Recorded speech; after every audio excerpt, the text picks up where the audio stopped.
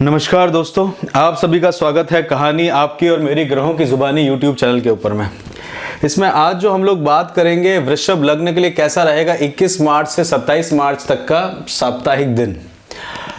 देखो, वृषभ लग्न में अगर आप देखो तो आपके लग्नाधिपति शुक्र हैं और शनि आपके लिए कारक ग्रह है, आपके लिए केंद्र और त्रिकोण के स्वामी हैं। शुक्र श्रवण नक्षत्र में रहेंगे और 24 तारीख को वो धनिष्ठा नक्षत्र में जाएंगे। तो धनिष्ठा नक्षत्र में जब 24 तारीख को जाएंगे तो उससे पहले ये वाला गोचर आप जो है प्लेनेट का ट्रांजिशन वाला वीडियो भी डिटेल में देखना चाहें शुक्र का तो वो भी देख सकते हैं। और धनिष्ठा नक्षत्र यानी कि प्रॉस्पेरिटी से संबंध है। धनिष्ठा नक्षत्र अपने आप में जो है वो आपको वृद्धि की तरफ में लेके जाता है, भगवान वसु से संबंधित है। और यहाँ पे आप देखेंगे तो नवम स्थान के अंदर में 9th हाउस जो होता है वो अगर देखें आप तो भाग्य का स्थान होता है। गुरु की राशि वैसे रहती है, यहाँ पे भाग्य का स्थान रहता है। साथ के साथ में आपको आपके पिताजी या माता पिता से सहयोग देखने को मिलता है, पिता का सुख हिस्से लिया जाता है। और अगर लग्नेश वहां पे आए तो पिता की तरफ में ध्यान देने की आवश्यकता रहती है, पिता के साथ आप समय बिताने का इस समय कोशिश करते हैं। शुक्र नवम स्थान के अंदर में है तो नवम स्थान जो है वो आपके लिए जो शुक्र की राशि के लिए है तो वहां पे शनि व साथ में आते हैं। तो आपका भाग्य जो है मतलब आपके लिए कर्म स्थान और भाग्य स्थान के कारक शनि हैं। तो आपका कर्म से ही आपके भाग्य की उत्पत्ति होती है, क्योंकि शनि की मूल त्रिकोण राशि जो है वो कर्म स्थान पे है और भाग्य जो है वो मकर राशि है वहां पे।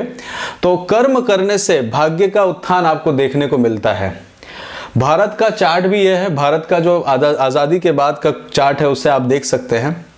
और यहाँ पे शुक्र धनिष्ठा नक्षत्र के रहेंगे यानी कि मंगल के नक्षत्र में रहेंगे। मंगल साथ में बैठे हुए हैं, मंगल जो है एक तरह से रोचक योग यहाँ पे बना रहे हैं, पंच महापुरुष योग जिसे कहते हैं। त्रिकोण के अंदर में बैठे हुए हैं तो यहाँ पे आपको बल प्रदान कर रहे हैं मंगल आपके लिए जो है वो आपके 12वें स्थान के स्वामी है, साथ के साथ में आपके स्पाउस के स्वामी हैं। और स्पाउस के भाई का घर, ये आपका पार्टनर है उसके ब्रदर का घर, वहां से आपको सहयोग देखने को मिलेगा। 12वें स्थान के अंदर में मंगल है। 12वां स्थान जो रहता है वो एक तरह से बेडरूम का रहता है। 12वां स्थान जो रहता है वो एक तरह से आपके लिए व्यय का स्थान रहता है, खर्चे का स्थान रहता है। तो प्रॉपर्टी बनाने के कारण आप ले सकते हैं, कोई लॉन्ग टर्म प्रॉपर्टी के अंदर में व्यय कर सकते हैं। शुक्र के साथ में मंगल है तो लंबी यात्राओं के अंदर में आप जा सकते हैं। तीर्थ यात्राओं के अंदर में आपका जो है वो आपको इंटरेस्ट देखने को मिलेगा। कर्म क्षेत्र से 12वें स्थान पे है तो कर्म क्षेत्र से रिलेटेड आपको बाहर जाना पड़ सकता है। साथ के साथ में आप देखेंगे तो विदेश अगर जाने के बारे में आप सोच रहे हैं तो वहां पे भी आप जा सकते हैं। नवम स्थान जो रहता है वो आपके लिए पाप और पुण्यों का भी स्थान रहता है। आपके अगर बहुत अच्छे आपने पुण्य करे हैं और आपने अपने संचित कर्मों के अंदर में आपके पास में बहुत अच्छा बैलेंस है तो वहाँ आपको बहुत फायदा देखने को मिलेगा। नवम स्थान जो है देखिए पुत्र के स्थान से पंचम स्थान है, तो पुत्र के स्थान से पंचम स्थान के अंदर में है तो वहाँ पे आपको लाभ दिखेगा। धनिष्ठा से संबंधित है और मंगल की राशि भी है। देखिए सप्तम स्थान का स्वामी भी नवांश में है तो यहाँ पे भी आपको फायदा देखने को मिलेगा, मतलब स्पाउस के थ्रू या पार्टनरशिप के थ्रू भी आपको मिलेगा। किसी तरह की यंत्र और मंत्र की साधना भी कर रहे हैं तो वहां पे भी आपको देखने को मिलेगा। और आपका हायर एजुकेशन जो रहती है, पोस्ट ग्रेजुएशन या वहां रहती है तो वहां पे भी आपको लाभ लेके वो आएंगे। इसमें शनि भी आपके नवम स्थान में बैठे हैं, शनि भी धनिष्ठा नक्षत्र में बैठे हुए हैं। श्रवण नक्षत्र जो है वो भगवान विष्णु का नक्षत्र है, प्रिजर्वेरेंस का नक्षत्र है, सुनने मात्र का नक्षत्र है। किसी तरह के अगर आप तंत्र मंत्र की साधना कर रहे हैं तो ये आपको लिए 23 तारीख तक में बहुत फायदा फलदायी रहेगी, आपको अध्यात्म में लेके जाएगी। धनिष्ठा नक्षत्र में आप प्रॉस्पेरिटी और धन की तरफ में लेके जाएंगे। और शनि जो है वहां पे शश योग बनाते हैं, केंद्र के अंदर में है और त्रिकोण के अंदर में शनि बैठ जाए तो वो शश योग बनाते हैं। शनि की तीसरी दृष्टि 1 2 3 तीसरी दृष्टि जो है वो आपके लाभ स्थान पर रहेगी। लाभ के अंदर में देखेंगे सूर्य अभी लाभ के अंदर में एंटर हुए हैं। सूर्य आपके माता के स्थान के स्वामी है, सूर्य आपके प्रॉपर्टी के स्थान के स्वामी है, सूर्य आपके हृदय के स्थान के स्वामी। अगर सूर्य आपका बली है तो आपका मन बहुत बली रहता है। साथ के साथ में आप वैसे भी स्ट्रेंथ के कारक रहते हैं। आपका जो वृषभ लग्न जो है वो स्ट्रेंथ से रिप्रेजेंट करता है, बुल से रिप्रेजेंट करता है।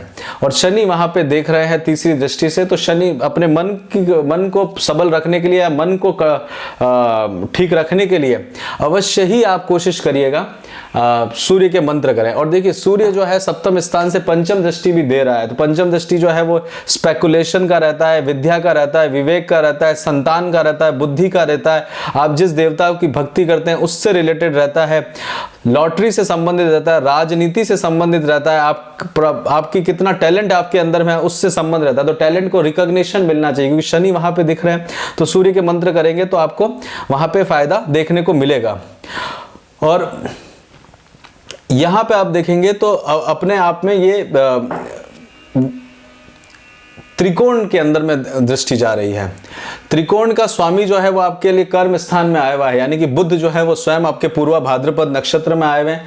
पूर्वा भाद्रपद नक्षत्र जो है वो अपने आप में गुरु का नक्षत्र है, और पूर्वा भाद्रपद नक्षत्र जो है वो रुद्र से संबंधित है, ज्ञान से संबंधित है, आपके लिए धन से, तो आपको ज्ञान, अपने ज्ञान के द्वारा धन की प्राप्ति करने का कार्य लेके आएगा। परिवार का कारक है, कुटुंब के कारक में है, वो कर्म से क्षेत्र के अंदर में बैठे हुए हैं, यानी कि नवम स्थान में, तो कर्म का, भाग्य का, परिवार का सपोर्ट मिलेगा। खान पान के अंदर में आप अच्छा एक बार एंजॉय कर पाएंगे, खान पान के आप बहुत शौकीन रहते हैं। और यहाँ पे आप देखेंगे तो सप्तम दृष्टि से आपके माता के स्थान पे देख रहा है, तो स्टैटिक्स कैलकुलेशंस वगैरह माता के साथ किसी करने का आवश्यकता आपको पड़ सकती है।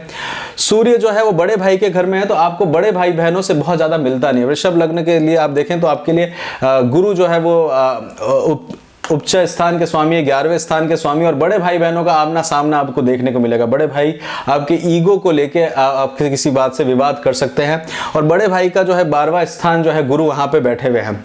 और गुरु पंचम दृष्टि से आप देखेंगे तो घर के अंदर में, परिवार के अंदर में, कुटुंब के अंदर में देख रहे हैं, तो वहां पे आपको अपनी तरफ से, क्योंकि गुरु जो है कारक भाव नाशक स्थिति में, और पूर्व भाद्रपद नक्षत्र देखिए रुद्र का नक्षत्र है, एक ही पांव से चलने वाला, साथ के साथ में ब्रह्मा जी को सजा देने वाला, एक पद जिसे कहते हैं, मतलब जब जन्म हुआ था तो एक ही पद से जन्म हुआ था, और दो फेसेस रहते हैं, मतलब दो फेसेस की तरफ में देखने वाला स्थिति क्रिएट करता है। तो दो बातें आपको देखने को क्रिएट करेगी, सामने कुछ और पीछे की तरफ में कुछ, तो उससे आपको एनालिसिस करके सावधानी से कार्य करने की आवश्यकता कर्म क्षेत्र में रहने वाली है।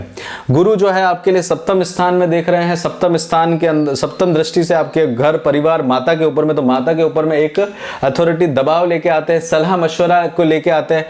गुरु बड़े भाई का कारक होता है, गुरु पति के कारक भी होते हैं, तो गुरु पति के कारक भी रहते हैं। और साथ में गुरु जो है नवम दृष्टि से शुक्र की राशि के अंदर में देख रहे हैं, जहां पे चंद्रमा मूवमेंट करना शुरू करेंगे।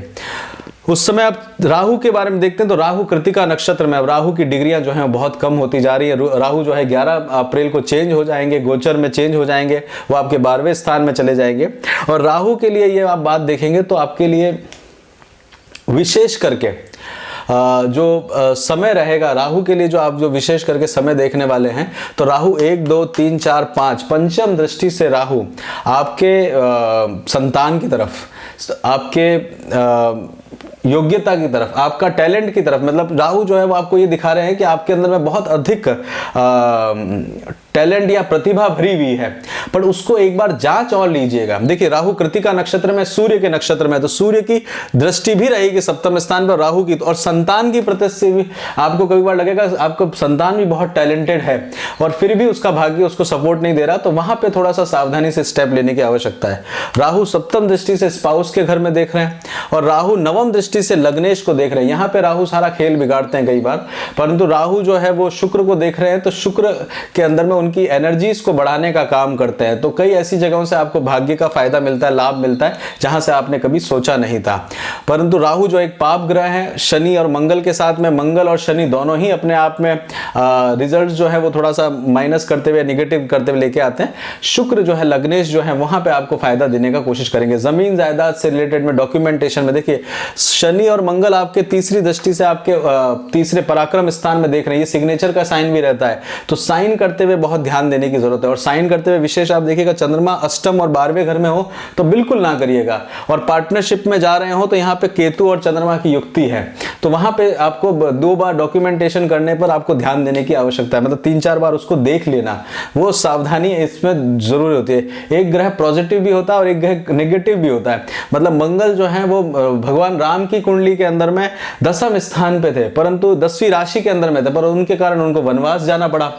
तो जो जो शुभ ग्रह होते हैं वो कभी बार बुरा भी कर देते हैं। जैसे गुरु जो थे, गुरु दुर्योधन की कुंडली में थे, तो इस कारण उनको राज्य के अंदर में नहीं आने दिया। तो ये कुंडलियों और ये चार्ट के बारे में जानना और समझना जो है वो विशेष करके बहुत जरूरी है। तो उनको पॉजिटिव लाने के लिए उनके लिए थोड़ी उपासना करनी पड़ती है। जैसे आप शनि की उपासना करेंगे, सूर्य को मजबूत करेंगे, तो घर के अंदर में, मन के अंदर में, हृदय के अंदर में स्ट्रांग आपकी विल बनेगी। और कोई भी आप, राहु आपके लग्न में बैठे हुए हैं तो मस्तिष्क के अंदर में, आपके काम के अंदर में आपको काफी तेजी से थॉट प्रोसेस आते रहेंगे जिन्हें आप बढ़ाने का सोचेंगे। चंद्रमा की बात करते हैं। देखिए चंद्रमा जो है वो आपके लिए छठे स्थान में रहेंगे। ये छठा स्थान जो रहता है रोग, ऋण और शत्रुओं का रहता है। अब छठा स्थान जो है ये आपके लिए देखिए स्पाउस के घर से भी 12वें घर में है और शुक्र की ही राशि है। तो यहाँ आनंद के साथ आप समय बिताने का प्रयास करते हुए दिखेंगे। शुक्र जो है 1 2 3 4 5 6 7 8 9 10, तो कर्म क्षेत्र से रिलेटेड, यानी छठा स्थान जो है डेली रूटीन से रिलेटेड है। यहाँ आपको लाभ दिलेगा। स्वाति नक्षत्र में है, राहु के नक्षत्र में है। सरस्वती की वंदना या माता लक्ष्मी की वंदना आपके लिए बहुत प्रेरक रहती है। और इस दिन आप अपनी डिजायर्स को, अपने पैशन के पीछे काम करते हुए अच्छी ग्रोथ लेते हुए आप इस दिन जाएंगे।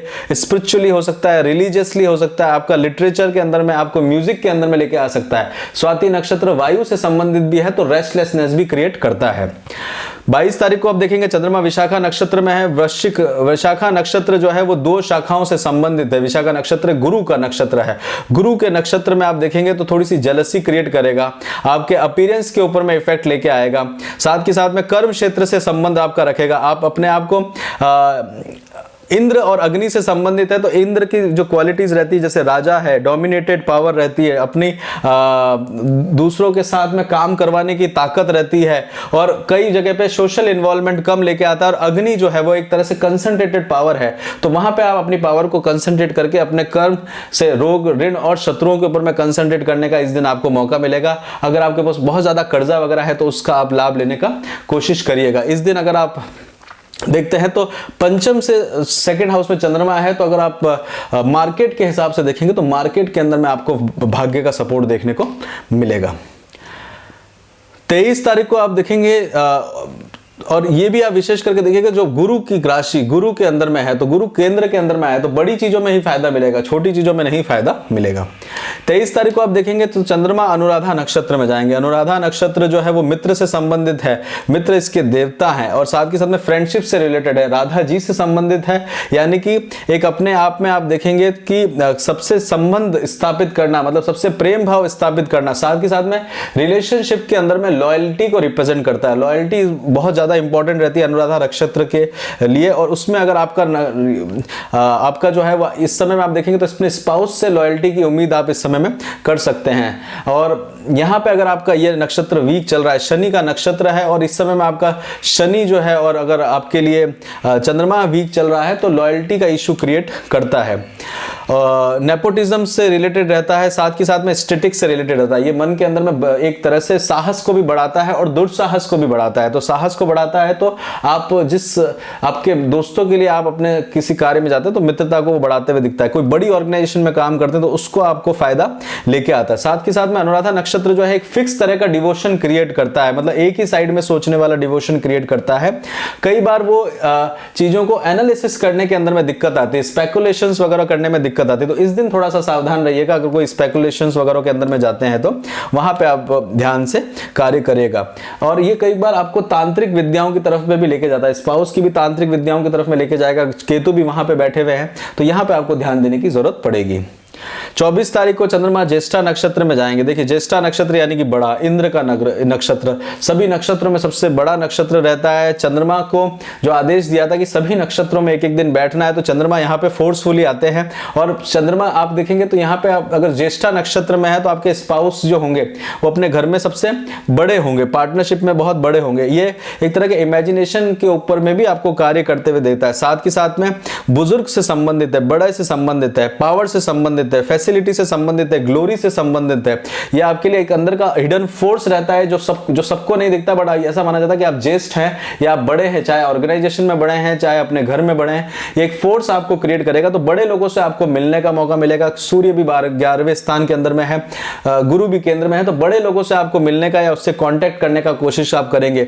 सप्तम स्थान जो रहता है पार्टनरशिप से भी रिलेटेड रहता है। सप्तम स्थान जो है यात्राओं से संबंधित रहता है। सप्तम स्थान जो है वह आपके लिए जो है यात्राओं घटनाओं के अंदर में यात्राएं लिटिगेशन से रिलेटेड, कोर्ट से रिलेटेड मारक स्थान के रूप में भी लिया जाता है। उसके बाद में 25 तारीख को चंद्रमा धनु राशि के अंदर में जाएंगे मूल नक्षत्र में। मूल नक्षत्र यानी कि केतु से संबंधित है, यानी कि जड़ों से संबंधित है। आप जड़ों की तरफ में आपका केंद्र जाएगा, अपने बिगिनिंग की तरफ में आप कोशिश करेंगे, अपने कार्यों को आप एक डायरेक्शन में लेने का कोशिश करेंगे, क्योंकि जड़ें जो है एक ही डायरेक्शन में, नीचे की डायरेक्शन में मूव करती हैं। किसी तरह का रिसर्च करने का आपका मन करेगा, साथ के साथ में आप किसी नवम स्थान के अंदर में है और गुरु जो है वो अपने से गुरु जो है 1 2 3 4 5 6 7 8 9 10 11 यानी कि इन-लॉज की तरफ से लाभ लेने का आपको कोशिश आप देखने को मिलेगा। किसी नई चीज को शुरुआत करने के बारे में सोच सकते हैं। मूल नक्षत्र के अंदर में अलक्ष्मी यानी कि लक्ष्मी जी की बहन अलक्ष्मी से भी संबंध रहता है, तो कई बार अगर आपका जन्म मूल नक्षत्र में हुआ है तो उसके उपाय भी अवश्य करवाने चाहिए। और यहां पे आप देखेंगे तो फाउंडेशन की तरफ में लेके जाएगा, या किसी भी चीज की गहराई तक में आपको लेके जाएगा। कर्म क्षेत्र में गुरु बैठे हुए हैं तो कर्म क्षेत्र की गहराइयों में लेके जाने का मौका आपको देखने को मिलेगा। और यहां पे इन-लॉज की तरफ से आपको धन का लाभ भी देखने को मिलेगा। 26 तारीख के बाद 26 तारीख को चंद्रमा पूर्वाषाढ़ा नक्षत्र में जाएंगे। पूर्वाषाढ़ा नक्षत्र जो है वो उसके जो सिंबल है वो फैन है, हवा। मतलब किसी भी तरह की हवा आप जब चलाते हैं, जब आपको किसी एग्रेशन से, गर्मी से बाहर निकलना हो। और यहाँ पे आपके जो देखेंगे चंद्रमा का प्लेसमेंट होगा आपके लिए उच्च स्थान यानी तीसरे स्थान का स्वामी जो है 1 2 3 4 5 6 अपने से छठे स्थान में, तो एजुकेशन के अंदर में सीरियस रहिए। देखिए 4th हाउस एजुकेशन का होता है, उसके 12वें स्थान का स्वामी खुद से छठे स्थान में है, तो पढ़ाई में ढिलाई लेके आता है। इस दिन पढ़ाई में ढिलाई ना लाइएगा। शुक्र का नक्षत्र है तो हो सकता है काम खेलने कूदने में उसमें आपका समय व्यतीत हो, साथ के साथ में अपनी किसी यात्राओं के लिए लेके हो। जलीय संबंधी है तो जल से रिलेटेड है, जल की यात्राओं में सावधानी रखने की आवश्यकता रहेगी। किसी तरह की यात्राएं भी आती है। अगर आप PWD यानी पब्लिक वर्क्स डिपार्टमेंट वगैरह में पानी से रिलेटेड कुछ काम वगैरह करते हैं तो वहां पे आपको एक सडन बेनिफिट देखने को मिलेगा। 27 तारीख को चंद्रमा उत्तराषाढ़ा नक्षत्र में जाएंगे, सूर्य के नक्षत्र में जाएंगे, धनु राशि के में ही रहेंगे। और सूर्य का नक्षत्र रहता है गजानन जी से रिलेटेड रहता है, क्योंकि इसका जो सिंबल है वो गणेश से रिलेटेड है, पेनिट्रेशन से संबंधित है। और विश्व देवा यानी कि जो देवता है उनसे संबंधित है। देवताओं के अंदर में आपकी स्किल को, आप अपने टाइम को, अपने डिजायर्स को एकत्रित करते हुए अपने साथ में वेरीफाई कर लीजिएगा। ट्रुथ के ऊपर में चले। परिवार से आपका संबंध रहेगा, अपने परिवार से और साथ के साथ में अपने स्पाउस के परिवार से संबंधित रहते हुए कार्य को करने का एक दिन मौका मिलेगा। इसमें आगे बढ़ने से पहले आपसे रिक्वेस्ट करेंगे चैनल को लाइक, शेयर और सब्सक्राइब करें। सबसे पहले अगर ओवरऑल देखा जाए तो अच्छा समय आपका रहेगा इस वीक के अंदर में। थोड़ा बहुत जो है चंद्रमा छठे और 8वें में है तो हेल्थ को ध्यान देने की आवश्यकता रहेगी। एजुकेशन के अंदर में बीच में अनुराधा नक्षत्र में जब चंद्रमा जाएंगे यानी कि 23 तारीख को, उससे पहले बाकी समय में आप एजुकेशन अच्छे से करते रहेंगे। 26 तारीख को भी एजुकेशन और पढ़ाई का ध्यान देने की आपको जरूरत पड़ेगी। पोस्ट ग्रेजुएशन कर रहे हैं तो उसमें अच्छा लाभ देखने को मिलेगा। शादी के लिए प्लान कर रहे हैं तो उसके लिए आप प्लान करने के लिए थोड़ा सा अभी समय रुक जाइए, आपके लिए बेहतर रहेगा। लव लाइफ जो है उसके लिए आपके लिए समय जो है वो अच्छा चलता रहेगा। साथ में जॉब चेंज करने का एक अच्छा मौका आपको देखने को मिलेगा। बिजनेस के अंदर में आप अच्छी प्रोग्रेस होते हुए लेते हुए आएंगे। शेयर मार्केट के अंदर में सिर्फ आप 23 तारीख का ध्यान दीजिएगा, उसके अलावा थोड़ी सी प्रोग्रेस होते हुए आपको अच्छे से दिखेगी। भाग्य का सपोर्ट देखने को मिलेगा। और ये आप देखिए भारत का चार्ट भी है तो शेयर मार्केट के अंदर में अच्छा फायदा मिल सकता है। ओवरसीज आप जाने का प्लान बना रहे हो तो बिल्कुल जाइएगा, ओवरसीज आप जा सकते हैं इस समय में। और भले ही कितनी भी विपरीत कंडीशन वगैरह हो, उसके लिए अगर आप ओवरसीज या वीजा अप्लाई करना चाहते हैं तो आप इस समय में कर सकते हैं, उससे आपको फायदा देखने को मिलेगा। इसी के साथ यहीं पे रोकते हैं वृषभ लग्न के लिए। बताइए आपको कैसा लगा और कमेंट करिएगा। अपना खूब ध्यान रखिएगा, खुश रहिएगा। जय श्री राम।